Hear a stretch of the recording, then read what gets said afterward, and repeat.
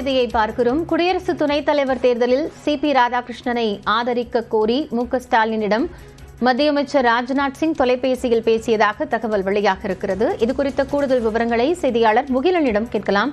முகிலன், முதலமைச்சர் மு.க.ஸ்டாலினை தொடர்பு கொண்டு ராஜ்நாத் சிங் பேசியிருக்கிறார். விவரம் என்ன?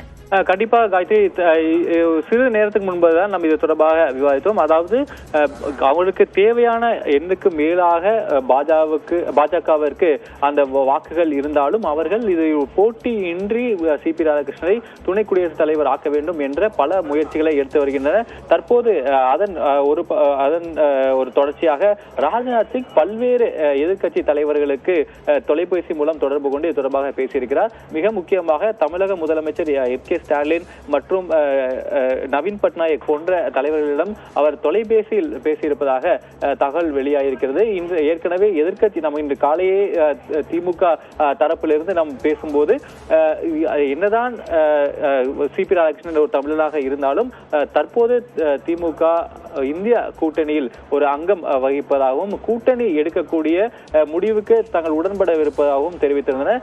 இன்று நம்ம ஏற்கனவே பார்த்திருந்தோம். இன்று காலையில் ஒரு கூட்டமான நடந்திருக்கிறது. இன்று மாலையும் எதிர்கட்சி தலைவர்கள் எதிர்கட்சிகள் ஒரு கூட்டத்தில் ஒரு ஆலோசனையில் ஈடுபட உள்ளனர். அந்த ஆலோசனைக்கு பிறகே என்ன முடிவெடுக்க வேண்டும், எதிர்கட்சிகள் என்ன நிலைப்பாட்டை எடுக்க போகிறார்கள் என்பதை நாம் பார்க்க வேண்டும் காயத்ரி.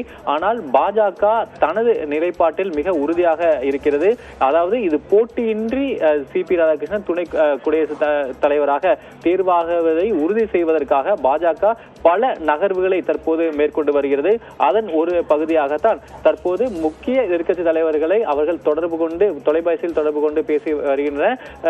திமுக தலைவர் மு.க. ஸ்டாலினுக்கும் தற்போது அவர்கள் தொடர்பு கொண்டு பேசியிருக்கின்றனர். மிக முக்கியமாக இந்த பேச்சுவார்த்தையில்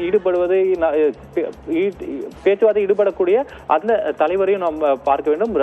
ராஜ்நாத் சிங் போன்ற பாஜகவில் இருக்கக்கூடிய மிக மூத்த தலைவர்களை அவர்கள் இந்த பேச்சுவார்த்தையில் ஈடுபடுகின்றனர். இதிலிருந்தே பாஜகவின் நிலைப்பாடு என்ன, அவர்கள் நோக்கம் என்ன, இதுக்கு எவ்வளவு முக்கியத்துவம் தருகிறார்கள் என்பதை நம்மால் புரிந்து கொள்ள முடிகிறது. காயத்ரி, நன்றி முகிலன், இது குறித்த தற்போதைய விவரங்களுக்காக.